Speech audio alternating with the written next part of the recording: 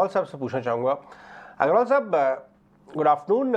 एक फंडामेंटल नज़रिए की भी बात कर लेते हैं। जिस तरह बाजार जब गिरता है और पीक ऑफ पेसिमिज्म होती है, एक समय वो ऐसा आता है जब बाजार सिर्फ गिरता है।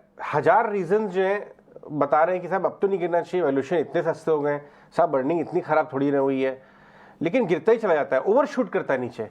ऊपर की साइड में भी तो होता है इसके विपरीत कि सब कुछ फैक्टर इन करने के बाद भी सिर्फ लिक्विडिटी फ्लो पे ओवरशूट करता है। क्या इस समय हम उस वाले फेज में आ गए हैं? क्योंकि आज डेटा बता रहा है कि रिटेल जनता मार्जिन भर भर के पोजीशन ले रही है और रिकॉर्ड हाई पे है मार्जिन पोजीशंस।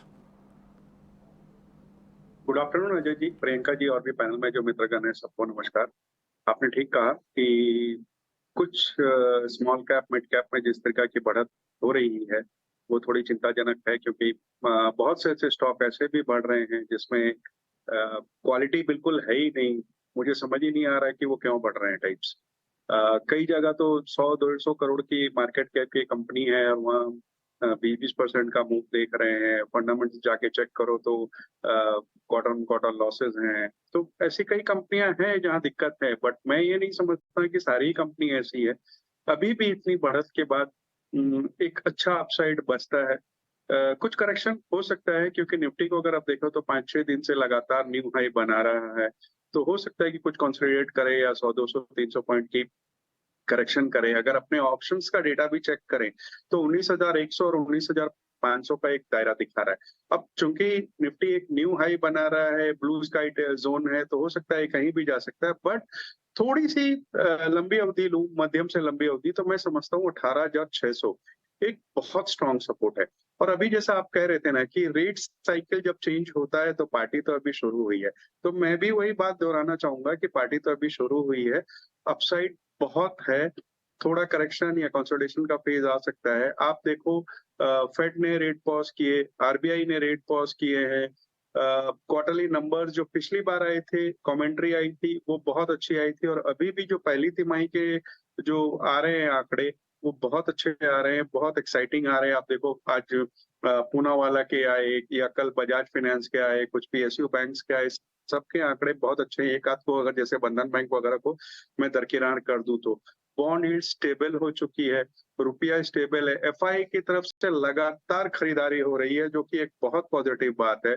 और विक्स को अगर आप देखो तो 12 के लेवल्स पे कई दिनों, कई हफ्तों से या कई महीनों से उस जगह पे टिका हुआ है, जो कि बुल्स को बहुत कंफर्ट दे रहा है।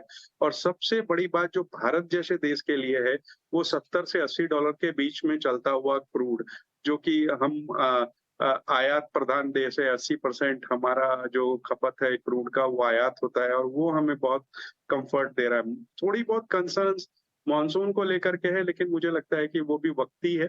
आने वाले दिनों में ऊपर की तरफ ही हम निफ्टी जाने वाला है, बट थोड़ी बहुत कंसोलिडेशन का फेज हो सकता है।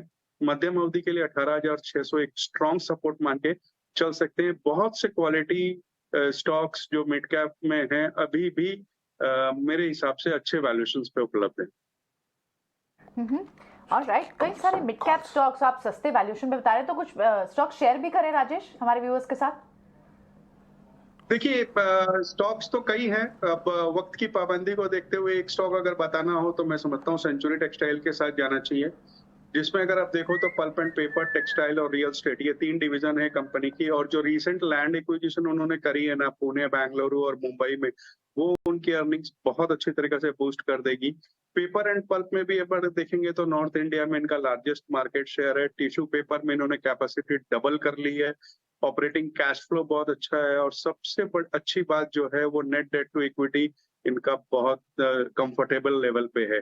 मुझे लगता है कि इतनी बढ़त के बाद भी अगर आप देखो तो मई महीने में 700 कुछ रुपया चल रहा था और अभी 900 कुछ रुपया, 20-25% की बढ़त हो गई है, लेकिन बहुत अच्छा अपसाइड अभी भी बचता है। राइट, चलिए आगे बढ़ते हैं। कुछ और स्टॉक्स। सेंचुरी टेक्सटाइल अच्छा आपका चुनाव है, और मैं बता दूं ये रियल एस्टेट कंपनी है। इस कंपनी के अंदर bulk of the business of real estate है, वो भी प्रीमियम रियल एस्टेट। इसको नज़र में बना के रखिए। 6 महीने का ग्राफ देखेंगे तो आपको मालूम चल जाएगा कैसे धीरे धीरे मीठे मीठे चलता रहा, कोई बड़ी रिसर्च रिपोर्ट नहीं आई है।